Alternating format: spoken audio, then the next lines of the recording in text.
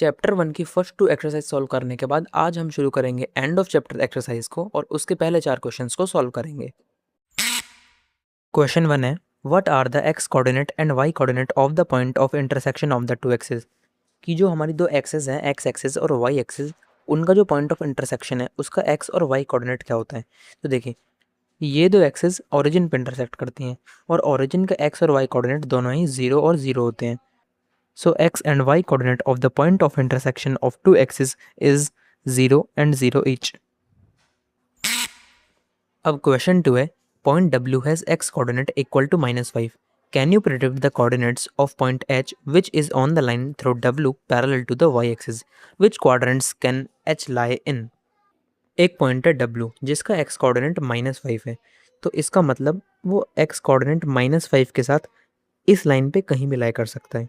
अब एक दूसरा पॉइंट है H जो W से पास होने वाली y एक्सिस से पैरेलल यानी इस लाइन पे लाई करता है। अब हमें बताना है कि पॉइंट H किस क्वाड्रेंट में लाई कर सकता है और पॉइंट H के कोऑर्डिनेट्स भी बताने हैं। अब देखिए, H जो है वो W की लाइन पे लाई करता है, तो H का x कोऑर्डिनेट -5 हो जाएगा और y यहाँ पे कुछ भी हो सकता है, तो हम उसे y ही रहने देते हैं। तो पॉइंट H के कोऑर्डिनेट्स हो जाएंगे -5y। अब हमें बताना है कि पॉइंट H किस क्वाड्रेंट में लाई करेगा, तो इसके कोऑर्डिनेट्स हैं -5y। अगर y 0 से बड़ा होगा तो ये x एक्सिस से ऊपर चले जाएगा और y एक्सिस के लेफ्ट में पहले से ही है, तो x एक्सिस से ऊपर और y एक्सिस के लेफ्ट में ये सेकंड क्वाड्रेंट में आ जाएगा।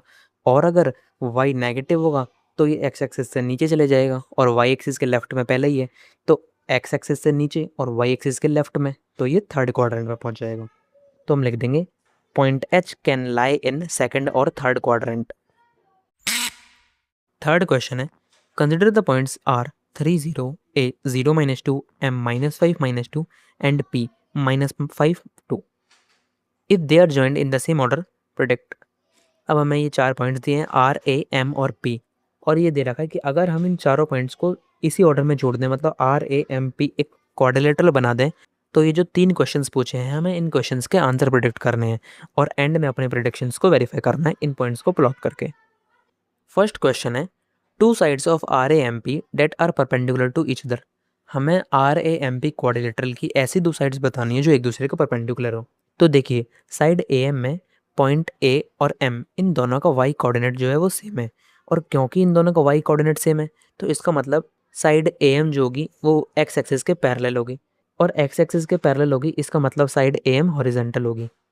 अब साइड एम पी में पॉइंट एम और पी दोनों ही पॉइंट्स के एक्स कोऑर्डिनेट सेम है, -5 और -5, और क्योंकि दोनों के एक्स कोऑर्डिनेट सेम है तो साइड एम पी जो होगी वो वाई एक्सिस के पैरेलल होगी और वाई एक्सिस के पैरेलल है, इसका मतलब ये वर्टिकल लाइन होगी।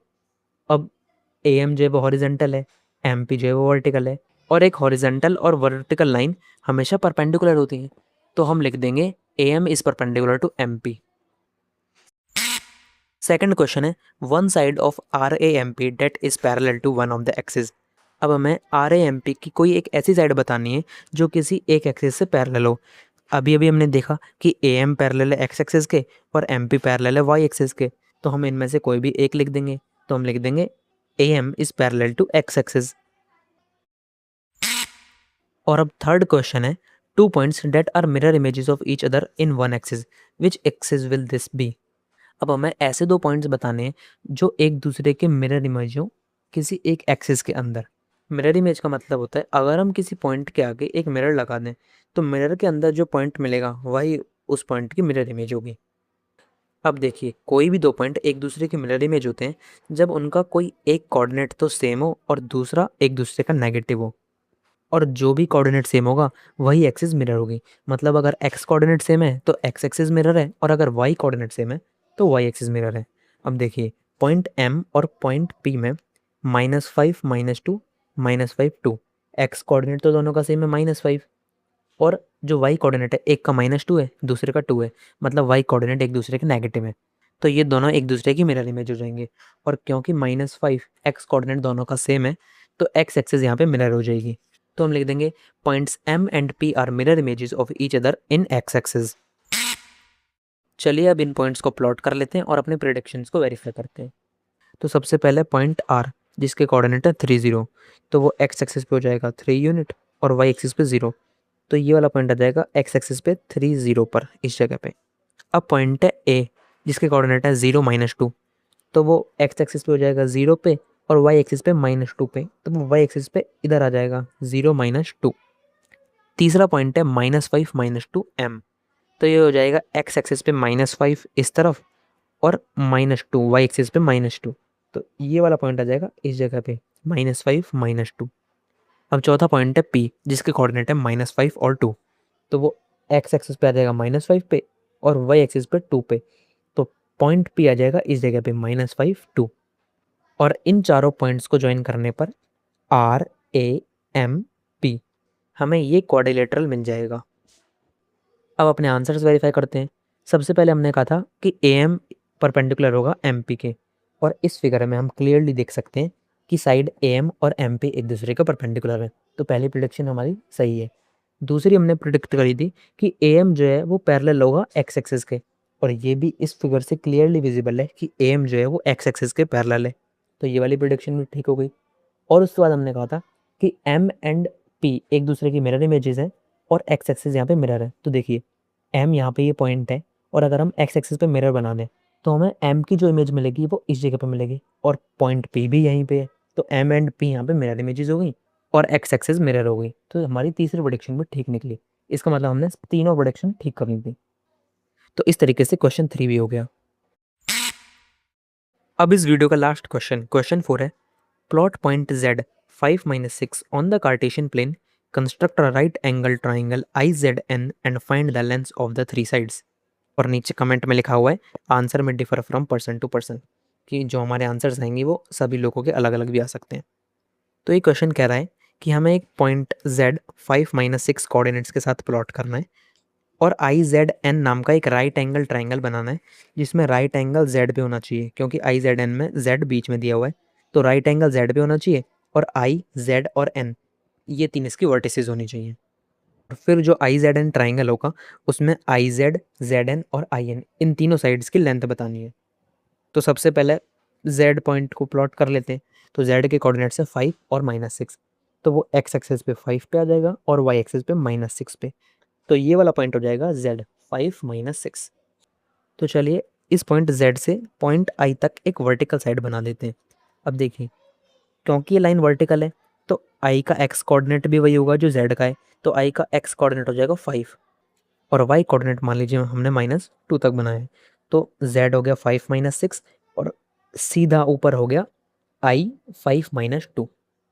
अब Z से हॉरिजेंटली n तक एक साइड बना देते हैं, तो ये साइड हो जाएगी ZN। यहाँ पे n हॉरिजेंटल है तो इसका y कोऑर्डिनेट वही होगा जो Z का है, तो y कोऑर्डिनेट हो जाएगा इसका -6। और मान लीजिए हमने x कोऑर्डिनेट हमने यहाँ पे 9 तक बनाया है, तो ये वाली साइड हो जाएगी ZN जिसमें n के कोऑर्डिनेट्स हैं 9 - 6। अब इन तीनों पॉइंट्स को ज्वाइन कर देते हैं ताकि हमें राइट एंगल ट्राइंगल बन जाए, तो IZN इस तरीके से ये राइट एंगल ट्राइंगल मिल जाएगा और जिसमें Z पे यहाँ पे राइट एंगल है, क्योंकि एक लाइन हॉरिजेंटल है और एक लाइन वर्टिकल है और हॉरिजेंटल और वर्टिकल लाइन के बीच हमेशा 90 डिग्री का एंगल होता है। तो हमने राइट एंगल ट्राइंगल कंस्ट्रक्ट कर दिया है, तो हम लिख देंगे constructed triangle IZN is right angle triangle. और अब हमें इस ट्राइंगल की तीनों साइड्स की लेंथ भी बतानी है, तो एक साइड है IZ। अब देखिए IZ में I और Z दोनों का x कोऑर्डिनेट सेम है 5 5, लेकिन y कोऑर्डिनेट अलग है, I का -2 है और Z का -6 है, तो y कोऑर्डिनेट का जो डिफरेंस होगा वही IZ की लेंथ होगी, तो y कोऑर्डिनेट का डिफरेंस हो जाएगा -2 -6 जो हमें 4 मिलेगा, तो IZ की लेंथ हो गई 4 यूनिट्स। तो हम लिख देंगे length of IZ is 4 units. अब Zn की लेंथ फाइंड करते हैं। अब देखिए Zn में दोनों का y कोऑर्डिनेट सेम है, Z का -6 है और n का भी -6 है, लेकिन x कोऑर्डिनेट अलग है, तो x कोऑर्डिनेट का जो डिफरेंस होगा वही यहाँ पे लेंथ हो जाएगी। Z का x कोऑर्डिनेट 9 है और n का x कोऑर्डिनेट 5 है, तो इनका डिफरेंस 9 - 5 4 हो जाएगा और Zn की लेंथ भी 4 हो जाएगी। तो अब हम लिख देंगे length of Zn is 4 units. अभी जो तीसरी साइड है हाइपोटेन्यूज IN, इसकी लेंथ फाइंड करने के लिए हमें डिस्टेंस फार्मूला की यूज़ करना पड़ेगा, जो हमें बताता है किन्हीं भी दो पॉइंट्स के बीच का डिस्टेंस। वो फार्मूला है x2 - x1 whole square plus y2 - y1 whole square और इस पूरे का स्क्वायर रूट। यहाँ पे i के कोऑर्डिनेट्स हैं 5 और -2 और n के कोऑर्डिनेट्स हैं 9 और -6। तो इन दोनों में से किसी को भी x2 y2 मान लो और किसी एक को x1 y1 मान लो। तो हम n को x2 y2 मान लेते हैं और i को x1 y1। तो अब इस फॉर्मूले को अप्लाई करने पर डिस्टेंस में हमें मिलेगा 9 - 5 whole square plus -6 -2 whole square और इस पूरे का स्क्वायर रूट। तो इसको सॉल्व करने पर हमें मिलेगा √32, जिसे हम लिख सकते हैं 4√2। तो आई एन की लेंथ हमें मिल जाएगी 4√2 यूनिट्स। तो अब हम लिख देंगे length of I N is 4√2 units. ध्यान रखिएगा क्योंकि ये राइट एंगल ट्राइंगल हमने बनाए इसलिए हमारे आंसर्स ही आए हैं। अगर कोई और बनाएगा किसी और के आंसर्स अलग भी आ सकते हैं। और क्वेश्चन में भी लिखा हुआ है आंसर्स में differ from person to person. और इसी के साथ हमारी ये वीडियो कंप्लीट होती है। अगली वीडियो में हम इसी एक्सरसाइज के क्वेश्चन 5 से लेके क्वेश्चन 8 अगले 4 क्वेश्चन को सॉल्व करेंगे। और इसी चैप्टर की एक्सरसाइज 1.1 और एक्सरसाइज 1.2 हम पहले ही सॉल्व करा चुके हैं, जिसे आप अपनी स्क्रीन पर क्लिक करके देख सकते हैं। अब आप इस वीडियो को लाइक कर दीजिए, चैनल को सब्सक्राइब कर दीजिए और कमेंट में इस वीडियो को फीडबैक दे दीजिए। This is mister math signing off. Be curious, be logical.